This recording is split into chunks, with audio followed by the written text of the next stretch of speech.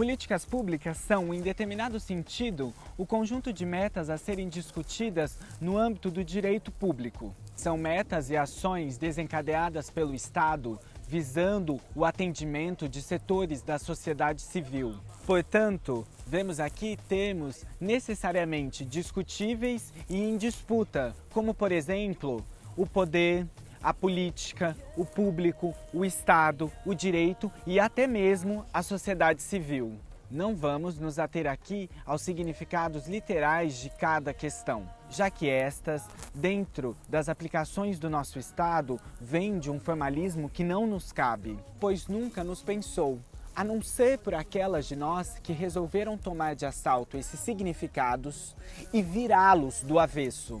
Política, para nós, está no ato de ser, é resistir, é umbutu, é filosofia que nasce do afeto, do desejo e da luta. Em relação ao público, encaramos como algo pertencente ou relativo a um povo, a uma comunidade. Nossas vivências enquanto corpos que apontam para direções contra-hegemônicas, destituídas de direitos, ou até mesmo de possibilidades de existência, se juntam, se aquilombam, para construir políticas públicas que consigam nos enxergar, que se constituam de necessidades genuínas, muito além da realidade de dever e penalidade imposta aos nossos povos desde a fundação deste país colônia. É também no âmbito das políticas públicas que podemos discutir a necropolítica e a política do bem viver.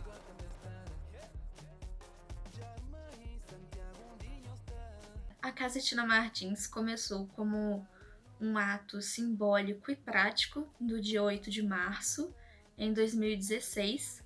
Foi uma ocupação que seria de um dia e visava denunciar o aumento de violência contra a mulher que teve naquele ano.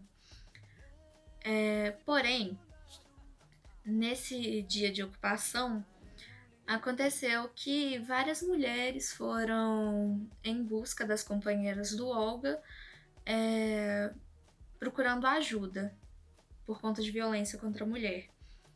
O que deixou ainda mais claro o quanto era ineficiente e insuficiente as políticas de enfrentamento à violência contra a mulher aqui no estado.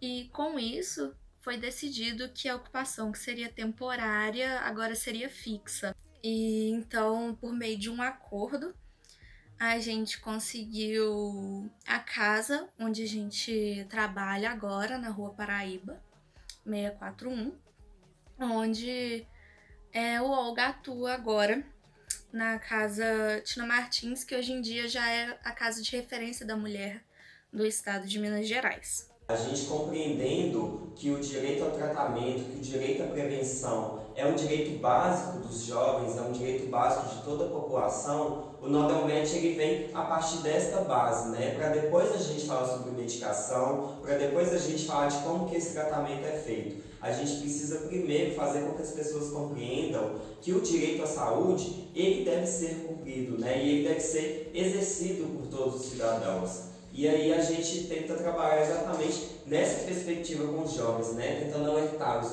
cuidar da saúde é importante, cuidar do corpo é importante, e a gente sabe que isso é um tema muito caro para as juventudes LGBTQIA+, porque a gente tem aí dentro do país um cenário de extrema violência com esses corpos, a gente tem um cenário de extrema exclusão com todos esses corpos, fazendo com que as pessoas acabem deixando de lado o cuidado com a saúde. Então é preciso que a gente fortaleça os projetos, né, que trabalham com HIV, que trabalham com AIDS e que trabalham também dentro de cultura, de arte, porque os direitos eles estão entrelaçados entre si, né? A gente não consegue falar de saúde sem falar de educação, a gente não consegue falar de saúde sem falar de esporte, sem falar de lazer, sem falar de cultura, né? Quando a gente garante, quando a gente traz o direito à saúde, a gente também está trazendo o jovem para que ele se atente a todos os outros direitos que ele tem. Então, construir o Nodelmet é a gente exercer o nosso papel e afirmar uma política pública que vai ser bancada pelo Sistema Único de Saúde. Uma política pública que vai manter a vida desses adolescentes, desses jovens, né? a gente precisa começar a falar também sobre vida. E essa é uma das formas que a gente vem abordando esses jovens, através da afetividade, através do diálogo, através da proximidade. Então, assim, a política pública é garantida a partir do momento em que a gente abre o nosso diálogo, a partir do que a gente quebra os tabus para poder falar sobre educação sexual, né? O NU nasce em 2007 através de uma política pública no governo Lula, não é, que buscou estimular universidades federais a organizarem núcleos que referenciassem os temas, as experiências LGBT com pesquisas, ensino e extensão. Nós entendemos que a política pública é, na verdade, um conjunto de ações programadas e sistemáticas que buscam não só redistribuir a riqueza de um país, como reconhecer direitos de uma população quando os direitos não estão reconhecidos ou garantidos. Então, uma política pública, ela envolve um conjunto de atores, embora ela seja protagonizada, vamos dizer assim, pelo Estado brasileiro, né? Ela só pode ser pensada numa democracia em diálogo com vários atores da sociedade civil, com outras instituições, com organizações não governamentais e etc. Então, a política pública ela é esse conjunto de ação que se institucionaliza dentro do Estado, né, que busca atender demandas da sociedade, busca redistribuir a riqueza de um país, busca reconhecer identidades e expressões da diversidade de uma sociedade e busca combater a perda de direitos e reconhecer novos direitos sociais. Embora o Estado seja, na hierarquia do protagonismo da política pública, o ator principal, não é só ele que efetiva uma política pública. Então, a PrEP ela chega no país, né, mais ou menos 3 anos atrás, e ela chega de início para maiores de 18 anos e para adultos. Então, a gente até então não trabalhava com menores de 18 anos, com os adolescentes, né, com as juventudes. E a partir de uma ausência, a partir de uma falta mesmo de políticas públicas, e a OMS entendendo que a gente precisava levantar dados, que a gente precisava começar a trabalhar com as juventudes, ela propõe para que a gente comece a trabalhar com jovens de 15 a 19 anos. Então, a partir disso, ela faz um convênio, não uma parceria, com o FMG, com a USP e com a UFBA, e a partir disso a gente começa a ser chamados para trabalhar como educadores pares. Isso no final de 2018 e início de 2019. O início desse processo, ele se dá com a gente fazendo uma busca pelo território de Belo Horizonte, compreendendo onde estava o nosso público-alvo, né? Nós trabalhamos com jovens de 15 a 19 anos, como eu já disse, com homens gays, homens bissexuais, mulheres trans e travestis e com HSH, né? O que é o HSH? HSH são homens que fazem sexo com outros homens, mas não necessariamente se identificam como gays, como bissexuais ou como qualquer outra coisa, né? Normalmente se identificam como héteros. Inclusive, é o público que a gente tem mais dificuldade de acessar, né?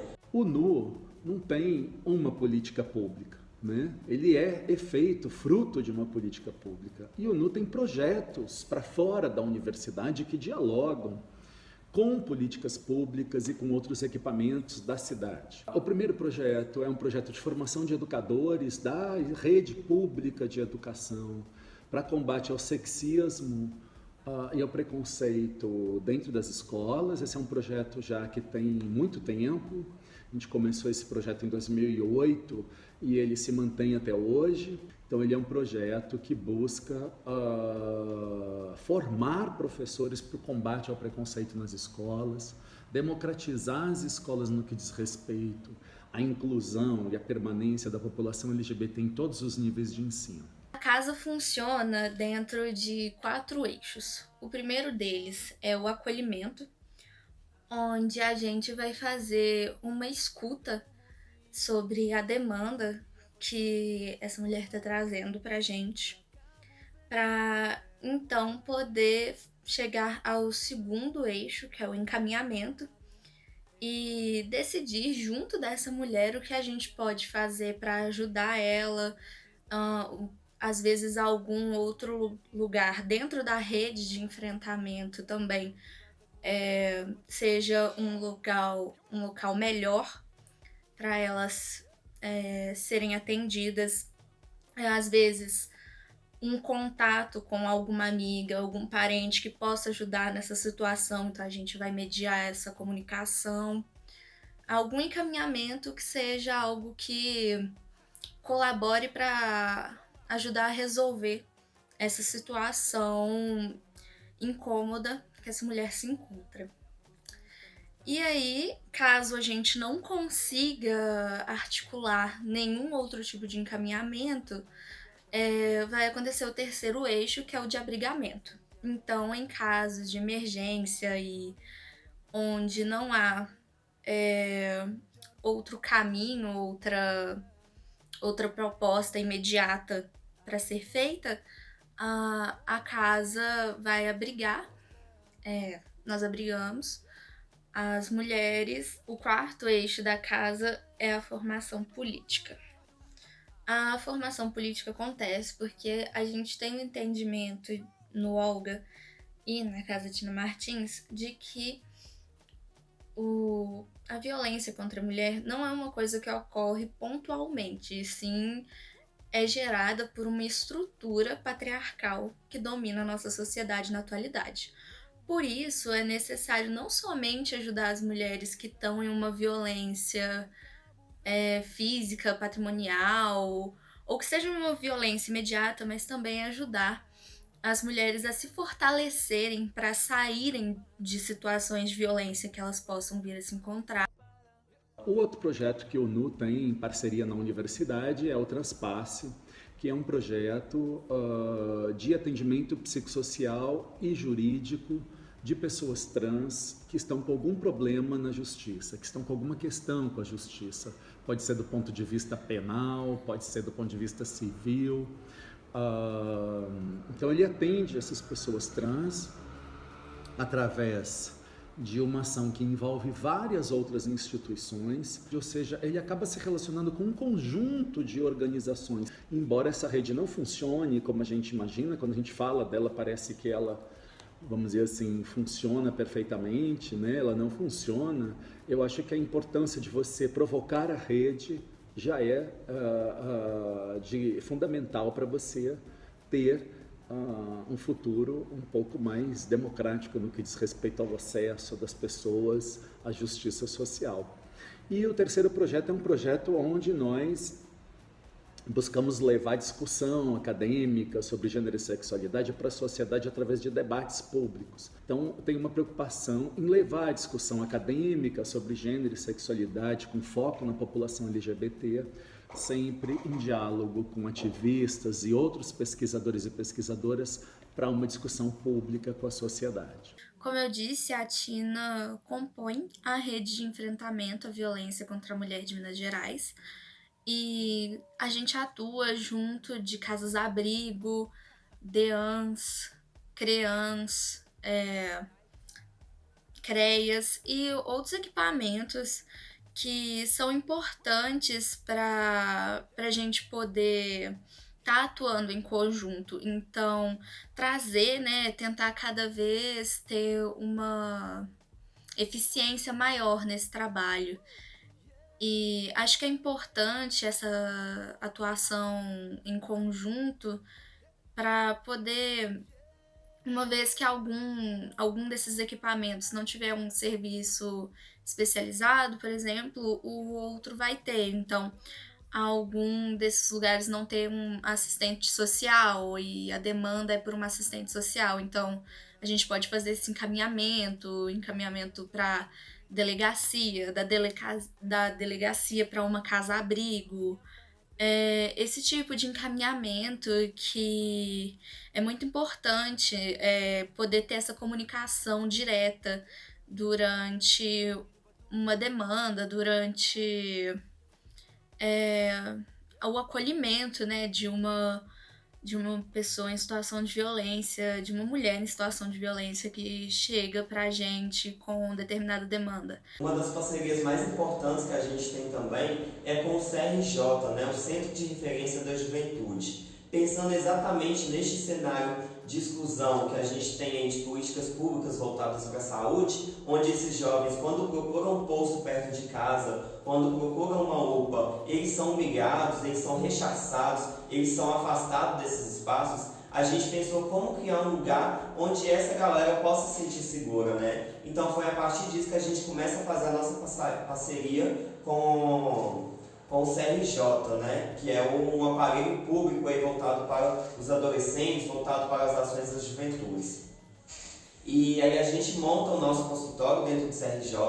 Então lá dentro, né, nesse espaço de cultura, de arte, de diálogos, a gente também tem um espaço para o cuidado da saúde, onde esses jovens podem se sentir seguros, onde esses jovens podem ir com tranquilidade e sem medo, né? Além do CRJ, a gente também faz parceria com outros espaços, né? E aí a gente busca parceria, por exemplo, com o socioeducativo, a gente busca parceria com a Defensoria Pública, né? Que também tem atuado aí junto da gente, e também com projetos como o Fica Vivo, que atende as juventudes de periferias, de favelas, de comunidades, né? Se a gente já tem uma grande dificuldade de fazer com que as políticas públicas, né, seja qual for, cheguem até as juventudes, quem dirá as juventudes que estão dentro da periferia, dentro das ocupações, dentro desses espaços mais ainda sucateados, né, pelo nosso governo, ou melhor, pelo nosso desgoverno.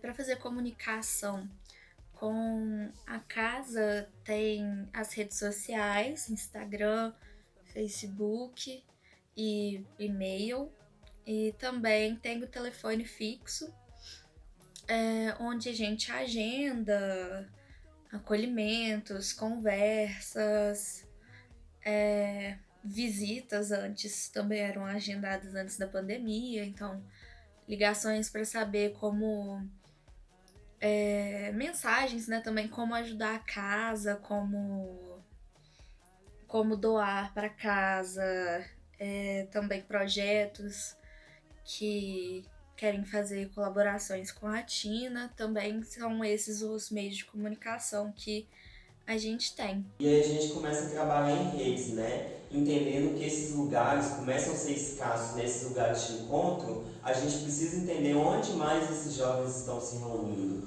onde mais eles estão se encontrando, né? E aí a gente começa a criar uma série de parcerias, né? A gente cria a parceria com a Rede Cidadã, que tem sido uma parceira muito forte, né? Onde a gente faz um processo que é ir até esses espaços profissionalizantes, onde a gente fala sobre o projeto para todo mundo, independente de quem esteja ouvindo. E a partir, né, desse diálogo que a gente tem, a gente fica numa salinha onde esses jovens que já são o nosso público-alvo nos procuram para poder conversar, nos procuram interessados no projeto, né? A gente também começa a criar diálogos com algumas escolas públicas, onde a gente tem aí diretores e professores que são militantes LGBTQIA+, isso também é importante falar. A gente só consegue chegar nas escolas onde esses militantes estão, porque as pessoas começam a entender que falar de cuidado de saúde, cuidado da saúde, falar sobre prevenção sexual é algo que não pode, né? Como se a gente estivesse incentivando esses jovens a transar. O que a gente precisa entender é que esses jovens já transam, e a partir disso a gente precisa falar sobre como eles podem se cuidar do corpo, né?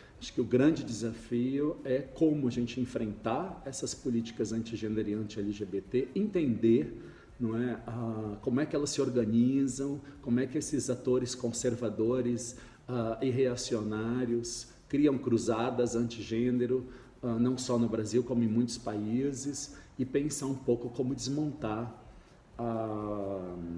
essa ofensiva, vamos dizer assim. O projeto ele atua aí, né, dentro de 3 territórios, o que a gente chama de sítio, né? Que é aqui em Belo Horizonte, região metropolitana, Salvador e São Paulo, né? Então aí o nosso projeto ele é financiado pela OMS, quem faz a gestão desses recursos é a Unitide, e a partir disso, né, com o convênio, com a parceria com as universidades, né, que no caso é a USP, o FMG e o UFBA, a gente vem tentando entender como que esses recursos podem ser melhores aproveitados para que a gente possa expandir a nossa área de atuação, né? A gente não pode esquecer quem são os nossos principais públicos, né? Nossos recursos e a manutenção do núcleo é basicamente através da verba da UFMG e de editais de pesquisa e de extensão, seja da própria UFMG, seja do CNPq, seja da FAPEMIG ou agora de alguns organismos internacionais. A gente já teve apoio financeiro de ministérios, Ministério da Saúde, Ministério da Educação, e agora a gente tem, além dos órgãos de fomento à pesquisa no Brasil, a gente tem também financiamento internacional para algumas ações. Eu acho que o maior desafio, vamos dizer assim, nesse tempo histórico da nossa existência é, de fato, a nossa existência, não é? É a gente ter sobrevivido esses anos todos dentro da universidade. A universidade é tão homofóbica e tão transfóbica quanto qualquer outra instituição da sociedade brasileira. Então, esses temas também são muito difíceis de serem encarados dentro da universidade, não é nada simples, né? Parece que a universidade é bastante amigável, mas, né, isso é uma visão de fora, de dentro, obviamente, ela é outra coisa. Os meios que a gente consegue manter a casa é por doações, né, de apoiadores, e também antes da pandemia a gente fazia uma feira todos os meses, somente com mulheres expositoras, onde também aconteciam rodas de conversa, eram feiras temáticas, onde a gente conseguia arrecadar dinheiro para casa. Agora, com a pandemia, pela segurança de todos, né, não está acontecendo, mas quem puder doar para casa, quem puder ajudar, é sempre bem-vindo. Pelo que eu entendi, é uma organização, vamos dizer assim, autônoma, né, que busca pautar a questão da diferença, né, que eu acho que é fundamental hoje, né, não só a questão queer, mas como a discussão racial e étnica no Brasil, pensar outras formas, talvez, de aglomerações, de ações coletivas, não é? Que não necessariamente as que a gente conhece na história, na trajetória, no repertório da sociedade brasileira. Pensar, talvez, como essa ideia da metáfora do quilombo, né, pode trazer também horizontalidades para as diferenças, né? Pode trazer, inclusive, escuta de vozes que a gente, às vezes, não consegue escutar. Quilombos foram locais criados como refúgio para pessoas que foram escravizadas. E queer é uma palavra para denominar pessoas que não fazem parte do padrão heteronormativo e cisnormativo. Por isso, acho que a junção dessas palavras seria a criação de um local de refúgio para pessoas que não fazem parte desse padrão cis e heteronormativo.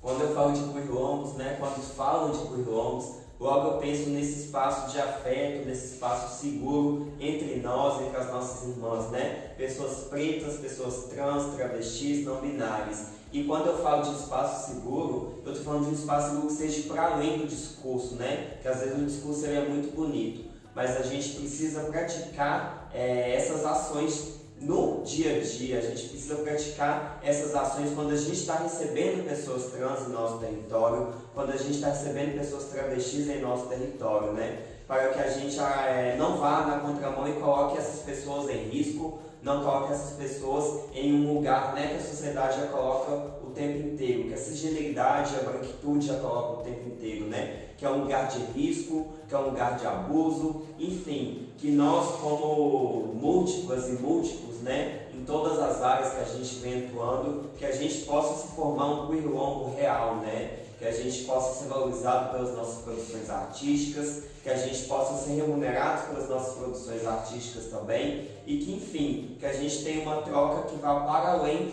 da universidade, né? Esperamos que você tenha aproveitado esse vídeo feito com muito carinho e afeto por parcerias que construímos em BH. Esses movimentos são extremamente ativos na cidade e percebemos que cada vez mais precisamos discutir nossas presenças em diversos territórios, entendendo que gênero, sexualidade, raça e classe são base ou pelo menos deveriam ser, para a construção de políticas públicas que atendam à multiplicidade de sujeitos, constituindo a partir dessas necessidades advindas desse processo. Não é uma questão de incluir nesse sistema vigente, mas sim de construir políticas públicas advindas de subjetividades resistentes que foram apagadas e subjugadas durante a história. Essas questões não se encerram aqui. Os debates sobre políticas públicas são extremamente necessários e importantes durante o nosso dia a dia. Trata-se de discutir os afetos coletivos e sacudir as estruturas públicas. Parafraseando o geógrafo Marcelo Lopes de Souza, criar e recriar perspectivas com o Estado, contra o Estado e apesar do Estado. Se você gostou desse episódio, curtiu este conteúdo, dá seu like, compartilha, comenta e se inscreve no canal. Para mais informações, conteúdos, acesse o nosso portal quilombos.org. Estamos também no Instagram e no Facebook, é só procurar por Quilombos. Então você dá o quê? Streaming nelas. Até a próxima!